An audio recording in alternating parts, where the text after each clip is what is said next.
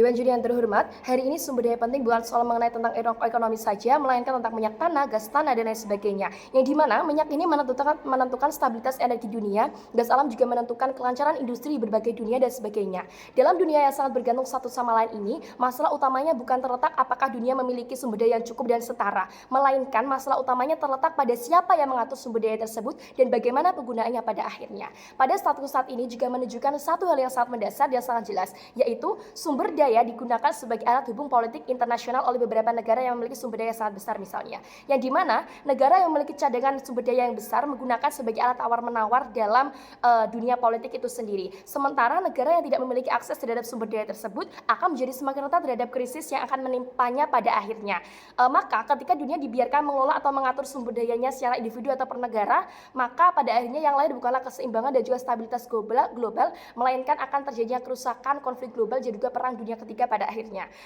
Sebelum masuk dalam argumen kami, ada 3 kontekstualisasi. 1, kami rasa sumber daya penting memiliki beban yang berbeda dibandingkan dengan komoditas biasa. Karena apa? Karena semisal debat kita lihat di Indonesia misalnya, kebutuhan minyak bumi, gas alam, dan unsur lainnya sangat penting karena untuk keperluan transportasi, mobil, kendaraan, bermotor, pesawat, dan lainnya.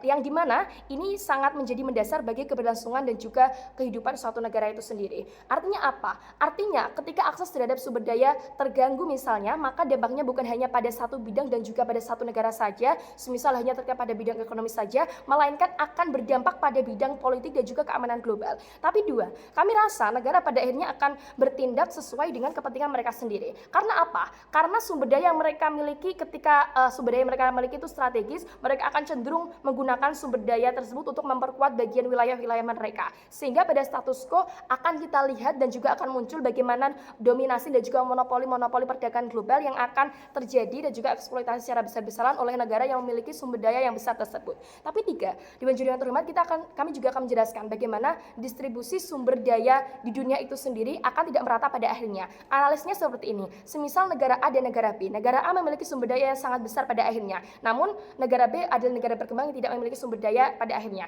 Namun negara A memiliki konflik dengan negara B, sehingga negara A tidak mau mendistribusikan sumber daya alamnya kepada negara B. Inilah yang dimana tidak ada terjadi ketidakseimbangan yang sumber daya alam global, yang dimana ini permasalahan yang terjadi akan sangat merugikan negara yang berkembang tersebut, karena pada akhirnya mereka akan mengalami krisis sehingga masyarakat atau warga negara yang ada di negara tersebut akan mengalami permasalahan dan sebagainya. Lalu seperti apa dunia di sisi kami yang sangat menguntungkan bagi permasalahan dunia saat ini? 1, bagaimana sumber daya alam ini akan diatur oleh agensi sumber daya internasional, yang dimana sumber daya akan seluruhnya diatur oleh sumber daya internasional atau agensi internasional, namun negara-negara tetap akan dapat mengawasi pengolahan tersebut sehingga mereka dapat mengetahui bagaimana sumber daya alamnya dikelola secara transabilitas dan juga secara transparan. Lalu 2, dalam dunia kami, negara juga akan dapat mengendalikan secara 10%. Misalnya mereka dapat melihat bagaimana dipergunakan untuk apa-apa saja dan mereka akan tetap dapat mengalami dan juga mendapatkan keuntungan dari tersebut. Tetapi pengolahannya akan sangat strategis di sisi kami. Karena apa? Karena kami akan memilih agensi yang dimana akan mengatur sumber daya alam secara merata dan akan terjadi keseimbangan yang sangat berdampak bagi dunia pada akhirnya. Yang dimana ini akan diatur oleh agensi internasional yang terdiri dari perwakilan dari beberapa negara, oleh ahli energi dan juga lembaga-lembaga yang berwenang lainnya. Hal ini berfungsi untuk akan memeratakan bagaimana sumber daya alam ini akan terstruktur pada akhirnya. Maka apa beban pembuktian di sisi kami? Ada 2 hal. 1, kenapa diatur oleh agensi internasional lebih baik dibandingkan semisal negara itu sendiri mengatur sumber daya alam mereka sendiri. Lalu 2, kenapa stabilitas dunia lebih penting dibandingkan kontrol penuh terhadap negara sumber daya mereka? Argumen kami yang pertama, kenapa stabilitas global bisa muncul? Karena apa? Karena adanya agensi atau sesuatu pihak yang berwenang untuk mengatur semuanya. Dan ketika ini terjadi, maka permasalahan yang akan dapat diselesaikan yaitu adanya ketimpangan sosial global yang akan menimpa negara berkembang pada akhirnya. Lalu akibatnya apa? Akibatnya akan adanya stabilitas dan juga permasalahan global akan dapat teratasi karena pada akhirnya seluruh wewenang untuk bertanggung jawab mendistribusikan sumber daya akan diatur oleh agensi-agensi yang berwenang.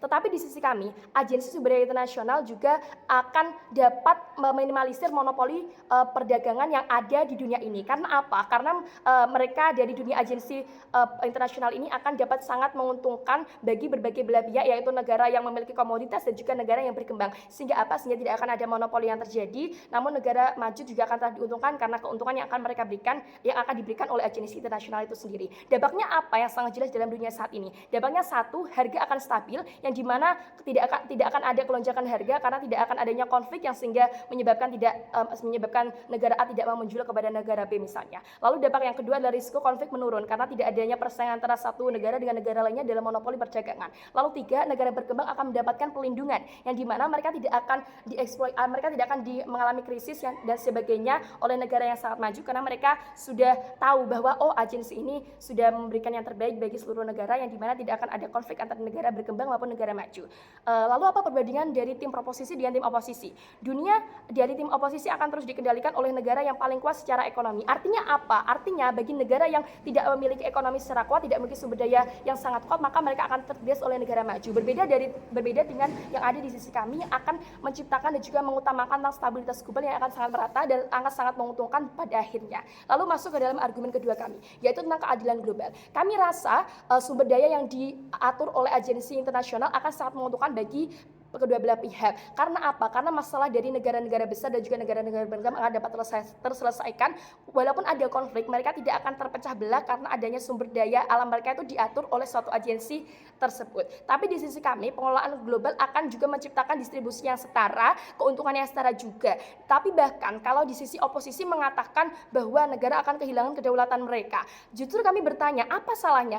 Apa salah dari konteks ini? Negara tidak akan kehilangan kedaulatan mereka. Karena apa? Karena pada akhirnya mereka tetap akan dapat mengawasi pendistribusiannya, mereka akan tetap akan dapat untungnya dan juga akan mendapatkan bagian-bagian mereka. Ini apa yang dikatakan oleh tim oposisi tidak jelas pada akhirnya. Kami rasa justru dalam dunia saling terhubung, stabilitas adalah bentuk keamanan terbesar bagi seluruh negara dan ini akan menciptakan stabilitas global yang keberlanjutan pada akhirnya. Maka pada akhirnya perdebatan ini bukan tentang apakah negara boleh memiliki sumber daya mereka sendiri. Perdebatan ini, Dewan Juri yang terhormat, adalah tentang dunia yang seperti apa yang kita inginkan pada akhirnya. Apakah kita akan membiarkan dunia bertengkar pada akhirnya hanya karena sumber daya komoditas yang penting? Apakah kita akan menjaga stabilitas pada akhirnya untuk jangka keberlanjutan di depannya? Karena bagi kami sumber daya penting dunia harus digunakan untuk stabilitas global, bukan menjadi alat dominasi bagi negara-negara tertentu yang tidak ada akhirnya. Bahkan menjadi tim pro.